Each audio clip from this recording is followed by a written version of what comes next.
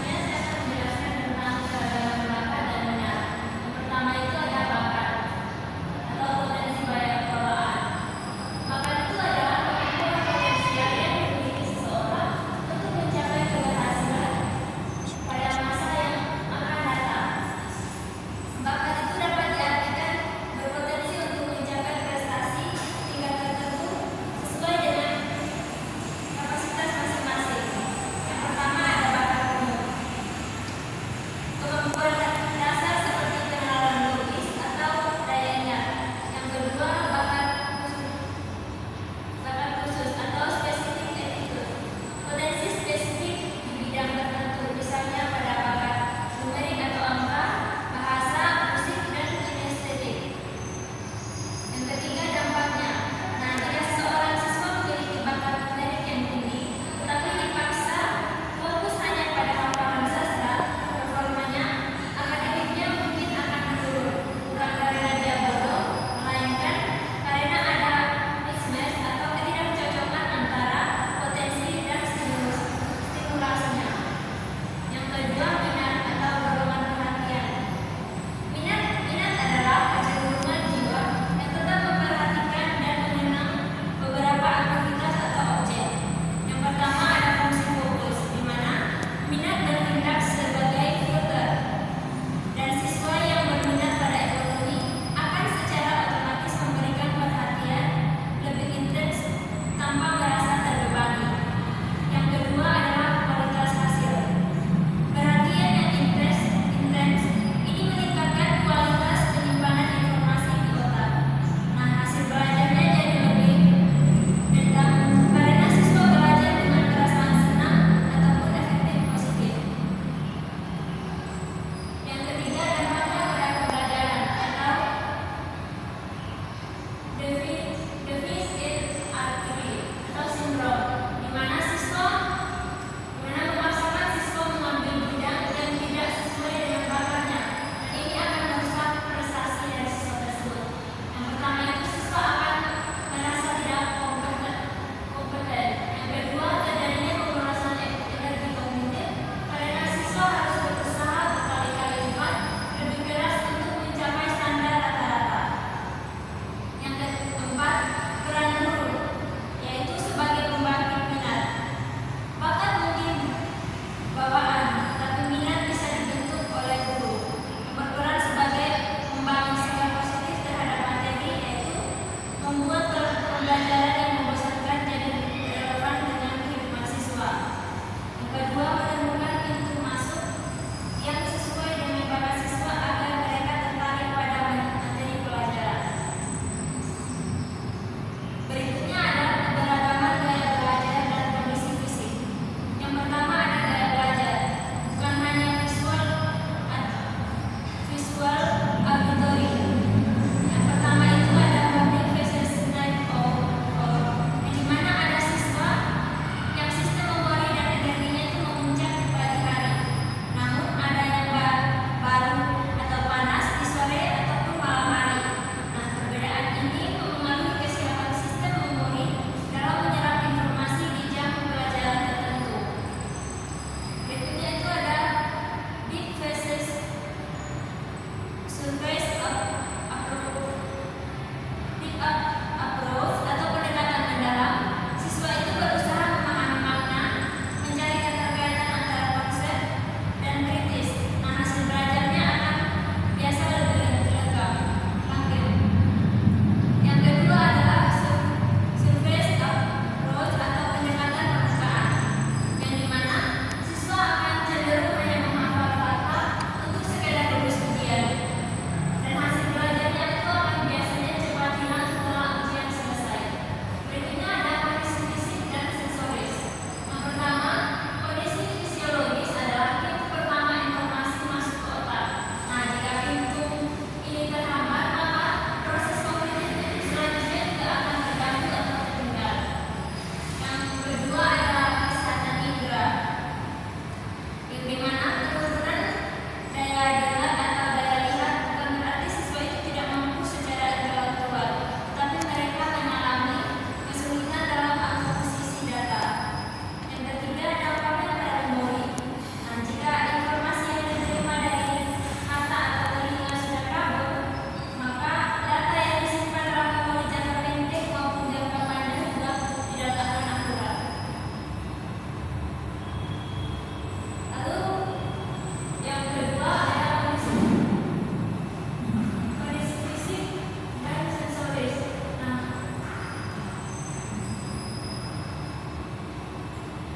yang ketiga ada aksi impulsif, yaitu keputusan manajerial kelas.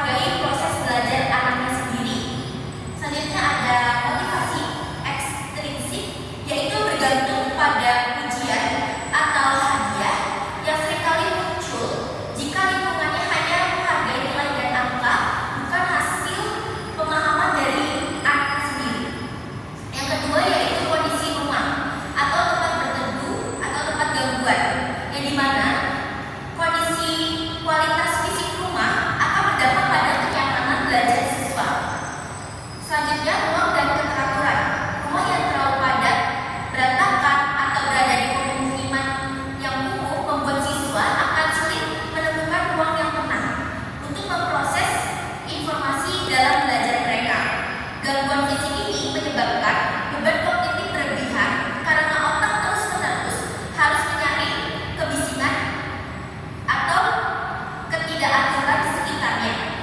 Yang ketiga yaitu ada lingkungan sekolah dan masyarakat. Pada faktor eksternal kognitif, contohnya seperti fisik sekolah, gedung sekolah yang buruk atau lokasi sekolah yang bising, misalnya sekolahnya dekat pasar atau ruangan kelasnya dekat parkiran, secara langsung akan menghambat daya konsentrasi siswa dalam mereka belajar dan mereka memahami setiap materi. Selanjutnya adalah interaksi sosial dan guru, yang dimana guru yang simpatik dan menjadi juri teladan bertindak sebagai pendorong dalam fokus kognitif siswa dari tugas akademik ke hal-hal yang tidak produktif lainnya. Selanjutnya ada keberagaman identitas dan ancaman stereotip atau stereotip trait. Apa itu ancaman stereotip? Yaitu beban emosional dan kognitif yang dialami oleh siswa dari kelompok minoritas atau kelompok yang sering diremehkan atas kemampuan dalam bidang tertentu. Dalam pembajakan kognitif saat menghadapi ujian atau tugas yang sulit, siswa ini merasa kecemasan untuk tidak membenarkan stereotip negatif tentang bagaimana kelompoknya justru menyita kapasitas working memory di otak siswanya ini. Dan tanggapannya dari hasil belajar mereka sering sekali menurun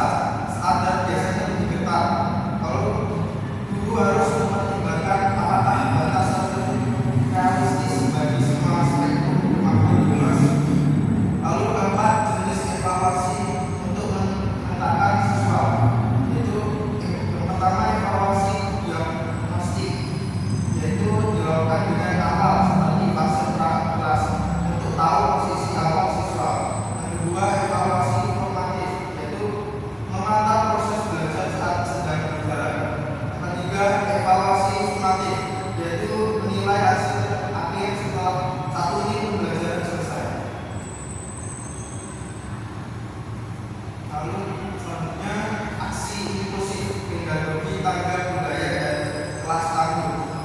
Mungkin pedagogi tangga budaya atau kulturali relevansi pedagogi, yaitu pendekatan ini mana guru menggunakan latar belakang budaya, minat dan pengalaman keseharian siswa sebagai kendaraannya untuk mengajarkan materi akademik yang baru.